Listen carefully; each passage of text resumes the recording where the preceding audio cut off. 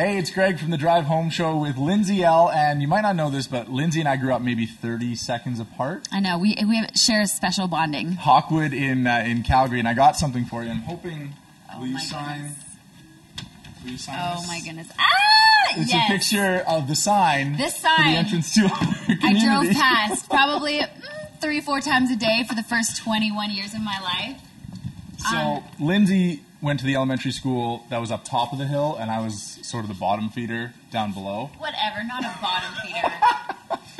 No, yeah, Hawkwood is like up a hill. Yeah. There's like bottom, I should be talking like this, shouldn't I? There's like the bottom of Hawkwood, and then there's the top of Hawkwood. And yeah, my elementary school was at the top. And so it was geography. Sure, that's what it was. But we were friends. It was kind of funny because, but I didn't know that you actually grew up in that community until I met you in Regina like 3 years ago. That's right. We're like, we grew up 30 seconds apart. Cool.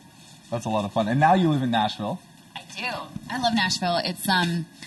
It's such an amazing town to live amongst like a music culture, you know? Like I've definitely been in music communities and grown up in music communities, but to be in Nashville and just be surrounded by songwriters and musicians, or, you know, if people aren't in the music industry, then they're married or dating somebody who's in the industry. So everybody just sort of speaks the same language, and it's a very cool place to live. You were saying before we got on air here that you get called out on your Canadianisms. All the time. What are some of those that you get called out all the time? Like, I don't even realize them, obviously, but saying out and about all the time. Yes. And I don't even hear it when I say it now. Borrow, tomorrow, really? Sorry. All of those? Okay. Even when I'm singing vocals, I'll have engineers being like, Lindsay, you need to say stop, not stop. Can you American that up a little bit? Can you American please? that up? Yeah. So it's been, a definitely learned thing, but I always just say, you're never going to take the Canadian out of me, so. Now, I love your backstory because you talked about growing up in music cultures and stuff. Can you talk a little bit about sort of the music culture that you get to grow up in? Yeah, so I started playing piano when I was 6 years old, and then picked up the guitar when I was 8, and it became like another limb off my body, pretty much. When I was 13, I met up with a guy by the name of Randy Bachman. Probably know him. So, taking care of business, American woman. I just dropped your Hawkwood picture, okay. but we'll get it in a minute. And Randy was the one who really got me into guitar players. So Hendrix, Stevie Ray Vaughan, Clapton. And at 13, I really didn't know who these guys were, but I was like, dang, that's really cool. And so I just dove into the world of learning guitar solos. I had no social life throughout high school because I would just sit in my bedroom and play guitar all day. And then I moved to Nashville about 5 years ago now, and have just been down there and writing and recording. And I think it takes a little bit sometimes for an artist to really find that click and that vibe of what they want to say and how they want to sound. And I feel like I've finally hit that stride, and I'm so excited. I think By the Way marks this new chapter of who I am and what I want to say. And that's By the Way is your new single that's coming out. We get to hear it in a couple of weeks. It is, here on yes. CISN Country, we're hoping. Yeah. Tell us about By the Way. Where did that come from? When did you write it? What's it about? So it was a song I actually wrote a couple years ago with Luke Laird and Barry Dean, and they're amazing songwriters in Nashville. Like, probably they have crazy amounts of number ones to their name. And I remember walking in the room that day, and I had just gotten out of a relationship, was kind of going through a little bit of a heartbreak, and I was like, I'm not going to let this boy get to me that much. And I remember growing up, like, those Shania songs and those early Dixie Chicks songs had such an effect on me. They were such strong women and had such empowering female songs that I walked into that room and I was like, all right, I want to write a female empowering song that I can be a role model to other girls growing up. And even guys growing up, and say that, you know what, if you have something in your life that isn't how it should be, then you deserve to make it right. Go out, have fun, just be you, don't sulk. Just be you, and be proud to be you, whatever that means, not be afraid of who you are. I love it. It's such a great message, and honestly, I've had that earworm, because I've been listening to it, in my head for about 3 days now, so thank you for that. Thank you. That's like music to my ears. That's awesome. One of the cool things, 2016 just started, but you started off kind of in the best way possible at the Ryman. Do you want to talk about that and Brad Paisley? And I always love playing the Ryman. It's just such a special stage when you can walk in that, 2 square foot piece of wood that so many musicians and legends have stood before you. You just can't describe it until you are staring up at those stained glass windows. And like the Ryman's a church, so it just has this cool vibe to it. So yeah, great way to start off 2016. And I walk off stage and look down the hallway, and I'm like, is that Brad Paisley? Did you know he was going to be there or no? No idea. So it was the 1 year anniversary of Little Jimmy Dickens passing. So they wanted Brad to come and do sort of a special guest appearance and sing a tribute to Little Jimmy Dickens. And so I was like, well, can I say hi? And Brad was so sweet to me. He talked to me for like 20 minutes, and we talked about his tour, because he's actually coming to Edmonton pretty soon, I think, with Cam and Eric Pasley. And Cam and Eric are friends of mine, and so I told them, I was like, well, you know what, I'll have to come out and come see the show and hang out with you guys on the road. And he was like, well, you know what, if you do that, then we'll send an amp up on stage and we can go shred it together. And I was just like, what? Is this happening right now? This is crazy. You have to come here to the Edmonton My show goodness, and shred on stage. That would be so cool. It would be so cool. But the coolest part about meeting musicians like Brad and Keith, and we were able to tour with Luke Bryan last year, is you really get to see that they're human beings behind all of the music. So between all the lights and camera and action and Luke's dance moves on stage, like they're real human beings. That hip shake comes from a place of integrity. Sure, yeah, there's a lot of authenticity behind that hip shake.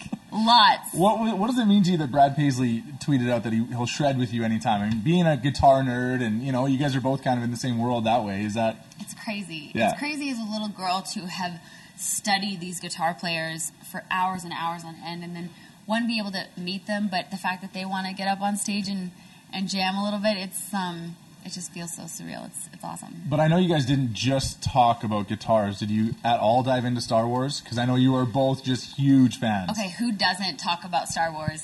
I mean, especially right now. And I have to say, so I went to New York with my family over Christmas because my mom was celebrating a special birthday. And out of all of the things to do in New York, of course, we're like, well, we have to go see Star Wars. Like, that's at the top. So we're in New York City at Christmas time, going to the theater to see Star Wars on the day it comes out. Yeah, but it was on awesome. The day it came out? I mean, of course. You're talking about, I grew up with an older brother, so I'm like the epitome of a guitar nerd, but even just a nerd. And yeah, I'm definitely into Star Wars. So how long did you wait in line? It was great, actually. The theater that's right outside Times Square had it running like every 15 minutes. Oh, so we were able to buy tickets that morning and get in, no problem. Okay, so I have a confession. I just saw the original Star Wars like 6 days ago. What? That's all I've ever seen. I don't really know what happens in the rest of them. Oh my goodness. So you've seen like number 4? Yeah, I guess that's like how it only works. One? Yeah. Okay, well, you have 6 more to go. I know, but I'm wondering for those, because I talked about this before I saw it, and I was like, am I alone and never have seen Star Wars? And there's a lot of people in CISN Country who haven't. So there are lots of people who haven't, but I hope that this new one will sort of help people want to get into the series. And like 4, 5, 6, the original, I sound like such a nerd right now. It's the best, though. The original trilogy when was it recorded? It's pretty 70s, old. Yeah. But it was like one of the first movies that made green screens cool, like filming in front of a green screen. And so awesome. so people just have to respect that it was shot at the time it was shot. And then 1, 2, and 3 is a little bit more modern, and then 7 is awesome. But okay, so why would somebody who's never seen it, has no interest, I want Lindsay Ell to say this is why you got to see Star Wars, like this is why you have to get into it. Okay, so because I know you made a list about it. I know, I was going to say, I was so into social media, and there's this new app called the List app.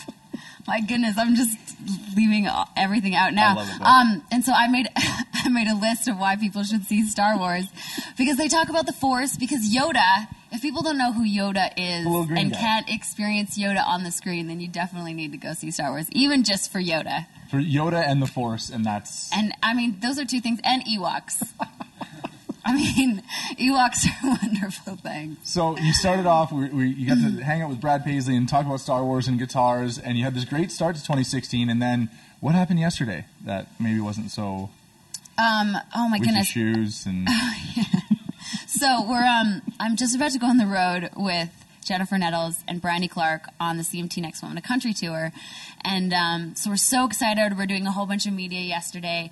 And I was getting ready to fly up here to see you guys. So I'm like packing gear in my car, throwing guitars and stuff. And I couldn't figure out what shoes to wear with whatever I had on. So I put on different shoes just to see, as a girl needs to see how they look. And I walked out of the house with completely different shoes. They weren't even like the same hue. Like one was like a light brown and one was like a dark brown. One had like a really big heel and one had not. And you think I would be able to know, but no, I didn't know. So all day I was wearing completely different shoes. And can we get a shot to see that she's I done well have today? The same shoes. But I'm thinking about making it a thing. Like I'll just start wearing different shoes, like on each foot. How many different combinations could you get through before you're out of?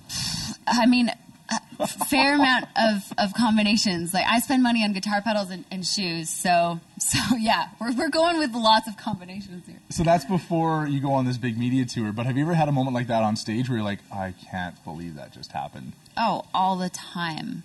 The good thing that I grew up in such a great music community in Alberta is that I was able to play live shows ever since I was 10 years old on. And so I feel like I really fostered that gene in my body. And, I bought a 15-passenger band van when I was 16 years old, and that was my car that I drove across the country just playing shows every night. And so I was able to learn what to do when a cord goes out or a monitor dies or an amp speaker blows up. And a lot of artists, sometimes when you move to music towns, they don't have the same experience playing live, just depending on where they grew up. So I'm very thankful and fortunate enough that that's kind of the community I grew up in. So by the way, we're going to hear it in a couple of minutes here. When can we buy that? Like, is it out now? Can we buy it? When are we getting it? Yes, search for it on iTunes, on Spotify, the music videos even up on YouTube that we shot in Alberta. So actually, cool. I know. It's somewhere in between here and Calgary. We were recording a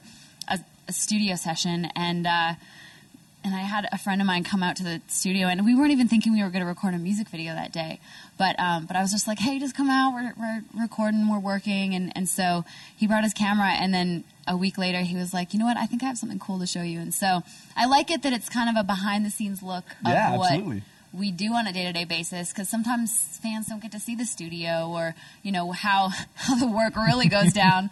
And so, yeah, it's just really raw and organic, and I'm just being my dorky self. No, it's good, though, because you have such an exciting 2016, the CMT Next Women Tour. You got, by the way, do we have an album maybe that we get to hear? Yes. Really? Yeah, I've been working in the studio like crazy in between all these shows, and so we'll be releasing an EP in a couple months, and then a full record later this fall.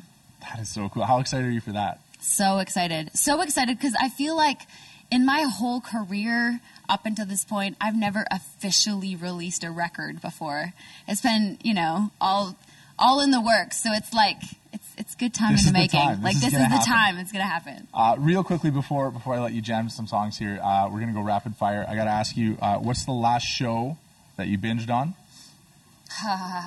Okay, well, I'm going to give you a two-part answer, because I'm currently catching up with The Walking Dead. I was totally uncool. I did not see it up until about a week ago, and now I'm like deep into season 3. Okay.